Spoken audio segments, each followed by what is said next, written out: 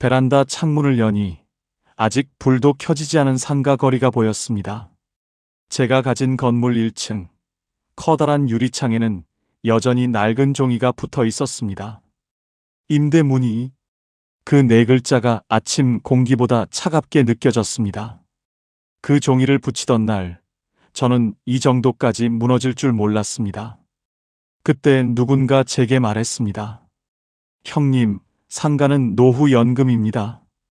그 말이 왜 이렇게 오래 귀에 남는지 저는 그때도 몰랐고 지금도 가끔 이해가 되지 않습니다. 그날 밤 민수가 찾아왔습니다. 아버지, 상가는 어떻게 됐어요? 저는 대답하지 못했습니다. 민수가 한숨을 쉬며 말했습니다. 아버지, 제가 그때 말했잖아요. 제발 전문가 상담 좀 받으라고. 제 안에서 뭔가 터졌습니다. 너는 뭘 안다고 그래? 너는 아버지가 얼마나 힘들게 돈 모았는지 알아? 너 학교 보내려고 얼마나 고생했는지 알아? 민수의 목소리도 커졌습니다. 그래서요? 그래서 그 돈을 이렇게 날리는 게 맞아요? 엄마 보세요, 엄마. 요즘 얼굴이 얼마나 상했는지. 아내가 중간에서 말렸습니다. 그만해요. 둘 다 그만해요. 민수는 문을 쾅 닫고 나갔습니다. 그날 이후로 민수는 한 달 넘게 전화를 받지 않았습니다. 이야기 시작 전 구독과 좋아요 한 번씩만 눌러주세요. 영상 제작에 큰 힘이 됩니다. 제 이름은 이정국, 올해 69입니다. 평생 제조업 회사에서 일했습니다. 한 번 들어간 직장을 35년 버티며 가족 먹여 살리는 것만 생각했습니다. 술자리에서 후배들이 농담처럼 물었습니다. 선배님 은퇴하면 뭐 하실 거예요? 저는 늘 웃으며 말했습니다. 상가 하나 사서 월세 받으면서 살지.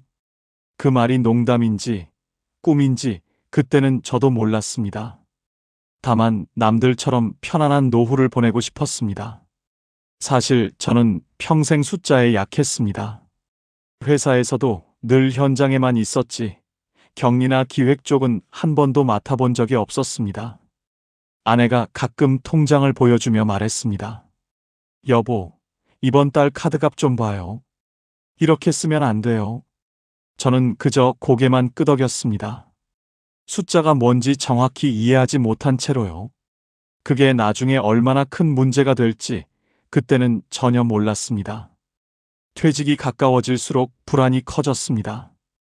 회사에서 나가면 제가 쓸모없는 사람이 될 것 같은 두려움, 그리고 매달 통장에서 돈이 빠져나가는 상상을 하면 숨이 막혔습니다. 그러던 어느 날 대학 동기였던 종철이가 전화를 했습니다. 정구가 요즘 신도시 상가 뜬다. 분양받아. 내가 아는 사람이 컨설팅 하는데 확실해. 저는 처음엔 웃어넘겼습니다. 하지만 종철이가 보낸 사진 속 상가는 번쩍였습니다. 새 건물, 넓은 도로, 주변 아파트 단지. 마치 미래가 보장된 것처럼 보였습니다. 컨설팅 사무실에서 만난 젊은 직원은 말이 유창했습니다. 선생님, 여기 상권은 앞으로 대박입니다. 최소 수익률 5%는 기본이에요. 이 주변에 3,000세대 아파트가 입주하면 유동인구가 어마어마합니다. 지금 안 사시면 후회하세요. 저는 숫자에 약했지만 월 500만 원이라는 말은 정확히 기억합니다. 그 돈이면 아내와 여행도 가고 손주 용돈도 넉넉히 줄 수 있을 것 같았습니다. 집에 돌아와 아내에게 말했습니다. 여보, 상가 하나 사려고. 아내가 깜짝 놀라며 물었습니다. 상가요? 그게 얼마인데요? 12억이야. 우리 모은 돈이랑 대출 받으면 돼. 아내의 얼굴이 굳어졌습니다. 여보, 대출을 그렇게 많이 받으면 이자가 얼마예요? 우리 나이에 그런 빚을 지는 게 맞아요? 저는 짜증이 났습니다. 당신은 몰라. 요즘 상가가 얼마나 잘 되는지. 종철이도 하고 회사 부장님도 다들 하는 거야. 아내는 더 이상 말하지 않았습니다. 하지만 그날 밤 아내가 한숨 쉬는 소리를 들었습니다. 다음 날 아들 민수가 전화했습니다. 아버지, 엄마한테 들었어요. 상가 산다고요? 그래, 내 아버지도 이제 건물주 된다. 민수의 목소리가 차가워졌습니다. 아버지, 지금 부동산 시장이 어떤지 아세요?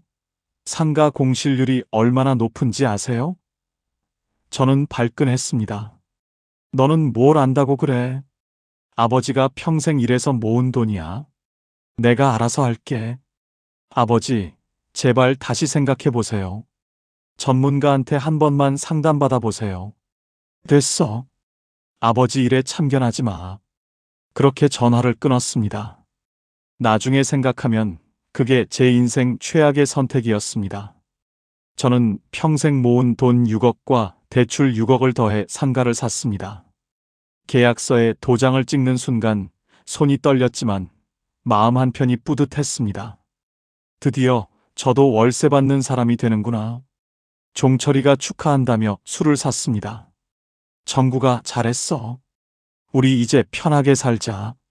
그날 밤 취해서 집에 돌아왔는데 아내는 거실 소파에 앉아 있었습니다. 여보, 벌써 계약했어요? 저는 웃으며 말했습니다. 응, 다 끝났어. 이제 우리 편하게 살 수 있어. 아내는 아무 말 없이 방으로 들어갔습니다. 상가가 완공되던 날 저는 혼자 건물 앞에 서 있었습니다. 새 페인트 냄새가 났고 햇빛이 유리창에 반사됐습니다. 그때 어떤 중년 남자가 지나가며 말했습니다. 여기 아직 사람 없네. 그 말이 마음에 걸렸지만 애써 무시했습니다. 곧 사람들이 몰려올 거라 믿었습니다. 아파트 입주가 시작되면 상권이 살아난다는 말을 수도 없이 들었으니까요. 하지만 첫 달이 지나도 세입자는 나타나지 않았습니다. 2달째, 3달째, 통장에서 매달 200만 원씩 이자가 빠져나갔습니다. 아내가 조심스럽게 물었습니다. 여보, 언제부터 월세 나와요? 저는 괜찮다는 듯 웃었습니다. 곧 들어와. 신도시는 시간이 필요해. 그 말은 아내를 위한 거짓말이었고 동시에 저 자신에게 하는 주문이었습니다. 4달째 되던 날 아내가 부엌에서 말했습니다. 여보, 이번 달 생활비가 부족해요. 마트 가는 것도 조심스러워요. 저는 짜증을 냈습니다. 알았어, 알았다고. 조금만 기다려. 아내는 더 이상 말하지 않았습니다. 하지만 그날 저녁 식탁에는 반찬이 2가지밖에 없었습니다. 예전에는 늘 4-5가지씩 차려주던 아내였는데 말입니다. 6달이 지나자 마음이 흔들리기 시작했습니다. 상가 복도를 걸을 때마다 빈 점포 유리창에 비친 제 얼굴이 낯설었습니다. 어느 날 옆 상가 주인과 엘리베이터에서 마주쳤습니다. 그는 한숨을 쉬며 말했습니다. 사장님, 저도 아직 공실이에요. 다들 힘들어요. 여기 건물 절반이 비어 있어요. 그 말을 듣는 순간 가슴이 쿵 내려앉았습니다. 저만의 문제가 아니라는 사실이 오히려 더 무서웠습니다. 1년이 지나고 2년이 지나도 상황은 나아지지 않았습니다. 대출 이자, 관리비, 생활비가 쌓였습니다. 저는 점점 말수가 줄었습니다. 예전에는 친구들과 골프도 치고 모임도 나갔지만 어느 순간부터 연락을 피했습니다. 누가 상가 잘 돼? 라고 물을까봐 두려웠습니다. 밤에는 잠이 오지 않았습니다. 휴대폰 계산기를 켜고 숫자를 입력했다 지웠다를 반복했습니다. 마치 숫자가 저를 심판하는 것 같았습니다. 어느 날 종철이가 전화했습니다. 정구가 잘 지내지? 저는 힘없이 대답했습니다. 응, 그럭저럭. 나 요즘 월세 500 나와. 정말 잘한 것 같아. 그 말을 듣는 순간 가슴이 찢어지는 것 같았습니다. 같은 시기에 산 상가인데 왜 종철이는 되고 저는 안 되는 걸까요? 저는 적당히 둘러대고 전화를 끊었습니다. 그리고 한참을 멍하니 앉아 있었습니다.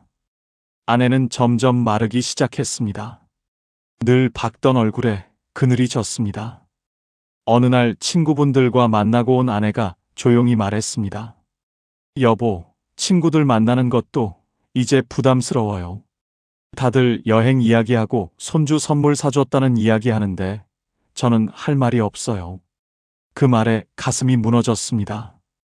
평생 남 부러울 것 없이 살았던 아내에게 제가 이런 삶을 안겨준 겁니다. 더 견디기 힘들었던 건 명절이었습니다. 추석 때 온 가족이 모였는데 딸아이가 물었습니다. 아빠, 상가는 잘 돼요? 저는 애써 웃으며 말했습니다. 응, 곧 세입자 들어와. 하지만 민수가 비웃듯 말했습니다. 고지 벌써 2년째네요. 식탁이 조용해졌습니다. 딸아이가 민수를 나무랐습니다. 오빠, 그게 무슨 말이야? 하지만 민수는 계속했습니다. 아니, 사실을 말하는 거잖아. 아버지, 이제 그만 인정하세요. 실패한 거예요. 저는 수저를 탁 내려놓고 일어났습니다. 나가. 민수가 어이없다는 듯 웃었습니다. 또 그러시네. 현실을 말하면 나가라고 하시고. 나가라고 했어. 제 목소리가 떨렸습니다. 민수는 아무 말 없이 나갔고 그 자리에 남은 우리는 아무도 밥을 먹지 못했습니다. 결국 저는 상가를 팔기로 결심했습니다. 처음에는 조금만 손해보자는 생각으로 가격을 낮췄습니다. 12억에 샀으니 10억만 받아도 괜찮다고 생각했습니다.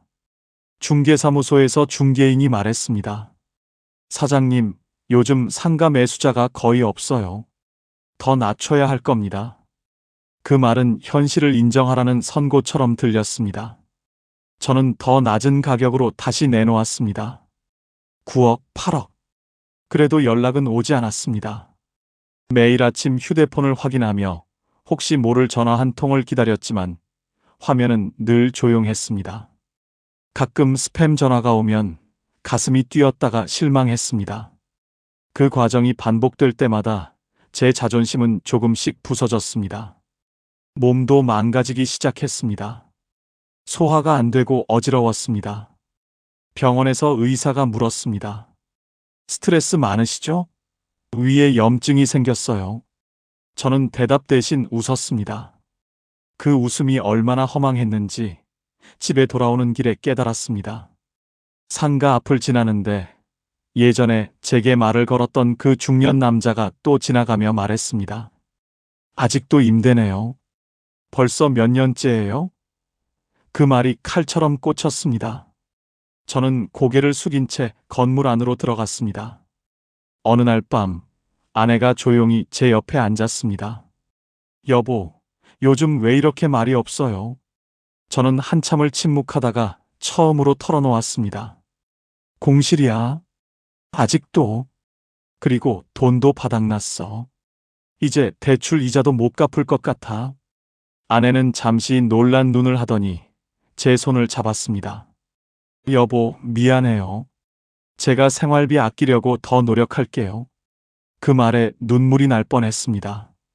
잘못은 제가 했는데 아내가 미안하다고 하다니. 저는 아내의 손을 꼭 잡았습니다. 당신 잘못이 아니야. 다 내 잘못이야. 그날 밤 저는 처음으로 울었습니다. 60년 넘게 살면서 남자가 우는 게 아니라고 생각했는데 그날은 참을 수가 없었습니다. 아내가 제 등을 쓰다듬으며 말했습니다. 괜찮아요. 같이 버티면 돼요. 우리 여태까지 잘 살아왔잖아요. 하지만 저는 알고 있었습니다. 이건 버틴다고 해결될 일이 아니라는 걸. 다음 날 아침 딸아이가 찾아왔습니다. 손에 봉투를 들고 있었습니다. 아빠, 이거 받아요. 이게 뭐니? 제가 모은 돈이에요. 500만 원. 많지는 않지만 도움이 될 거예요. 저는 고개를 저었습니다. 안 돼. 너도 애들 키우느라 힘든 거 아빠가 다 알아. 딸아이의 눈에 눈물이 고였습니다. 아빠가 저 키우느라 얼마나 고생하셨는데요. 이 정도는 해야죠. 저는 더 이상 거절할 수 없었습니다. 딸의 손을 잡으며 말했습니다. 고맙다. 꼭 갚을게. 딸이 웃으며 말했습니다. 갚을 생각 마세요. 저 대학 보내준 거 생각하면 이것도 적어요. 그렇게 근근히 버텼습니다. 아내는 집에서 반찬 가게를 시작했습니다. 여보, 제가 벌어볼게요. 반찬 만드는 건 자신 있어요. 처음에는 반대했지만 아내의 의지를 꺾을 수 없었습니다. 아내는 새벽 4시에 일어나 반찬을 만들고 동네 슈퍼에 납품했습니다. 한 달에 100만 원 정도 버는 게 전부였지만 아내는 즐거워 보였습니다. 여보, 오늘 사장님이 반찬 맛있다고 하더라고요. 그 말을 들으며 저는 가슴이 먹먹했습니다. 60이 넘은 아내가 돈을 벌어야 하는 현실이 부끄러웠습니다. 어느 날 밤, 혼자 상가에 앉아 있었습니다. 텅 빈 공간에 발소리가 울렸습니다. 그때 처음 이곳을 보러 왔던 날이 떠올랐습니다. 미래가 보장된 것처럼 보이던 그 빛나는 유리창. 그 유리창은 지금 제 얼굴을 그대로 비추고 있었습니다. 주름진 얼굴, 지친 눈빛. 저는 그 앞에서 한참을 서 있었습니다. 그리고 처음으로 인정했습니다. 저는 실패했다고. 하지만 이야기는 거기서 끝나지 않았습니다. 어느 날 작은 카페를 운영하던 젊은 부부가 찾아왔습니다. 사장님, 임대 조건 좀 낮춰주실 수 있나요? 저희 신혼부부인데 작은 카페 하나 차려보고 싶어요. 젊은 아내가 배를 만지며 말했습니다. 사실 아기도 곧 태어나요. 그래서 꼭 성공하고 싶어요. 저는 그들의 눈빛을 보았습니다. 예전의 제 모습이 보였습니다. 꿈을 가지고 열심히 살아가려는 모습. 저는 잠시 망설였습니다. 손해를 감수해야 했지만 그들의 눈빛이 진심으로 느껴졌습니다. 월세 얼마까지 가능하세요? 100만 원이요. 그것도 처음 6개월은 50만 원만 내고 싶어요. 그건 제가 원했던 금액의 절반도 안 됐습니다. 하지만 저는 고개를 끄덕였습니다. 좋습니다. 대신 열심히 하세요. 몇 주 뒤 카페가 문을 열었습니다. 간판이 달리고 조명이 켜졌습니다. 처음 손님이 들어오는 모습을 보는데 가슴이 이상하게 울컥했습니다. 큰 돈은 아니었지만 오랜만에 월세가 들어왔습니다. 그 돈보다도 사람이 오가는 소리가 더 반가웠습니다. 텅 비었던 공간에 사람들의 웃음소리가 들렸습니다. 며칠 뒤 그 젊은 부부가 커피를 가져왔습니다. 사장님, 저희 카페 커피예요. 맛 좀 봐주세요. 저는 한 모금 마셨습니다. 맛있네요. 젊은 남편이 웃으며 말했습니다. 사장님 덕분에 꿈을 이뤘어요. 정말 감사해요.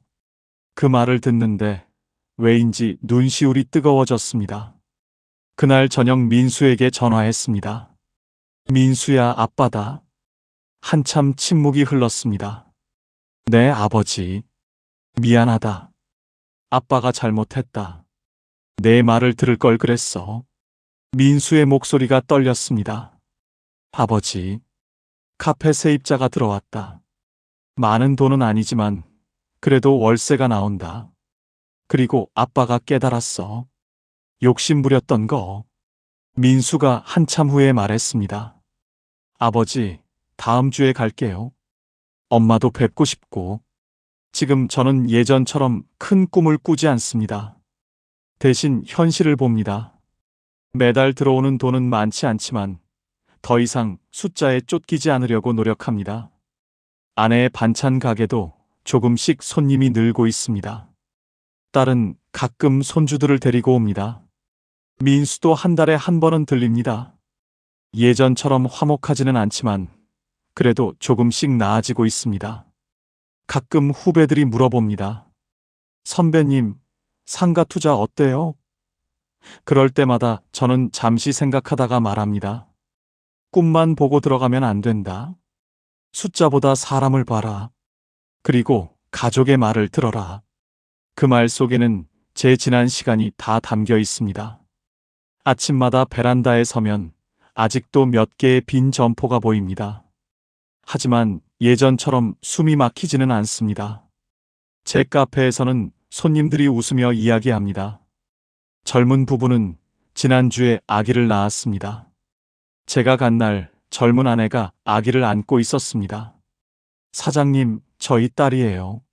저는 그 작은 생명을 보며 생각했습니다. 이 아이가 자랄 때쯤이면 이 거리도 살아나 있을까? 그리고 문득 깨달았습니다. 제가 기다렸던 건 돈이 아니라 이런 순간이었다는 걸. 실패도 결국 제 삶의 일부라는 걸 이제는 조금 알 것 같습니다. 언젠가 누군가 또 제게 상가가 노후연금이라고 말할지도 모릅니다. 그때 저는 조용히 웃으며 대답할 겁니다. 연금은 아닐 수도 있습니다. 하지만 삶은 계속됩니다. 그리고 오늘도 저는 카페에서 흘러나오는 커피 향을 맡으며 하루를 시작합니다. 완벽하지 않지만, 고통스럽지만, 그래도 계속 살아가는 삶을 말입니다.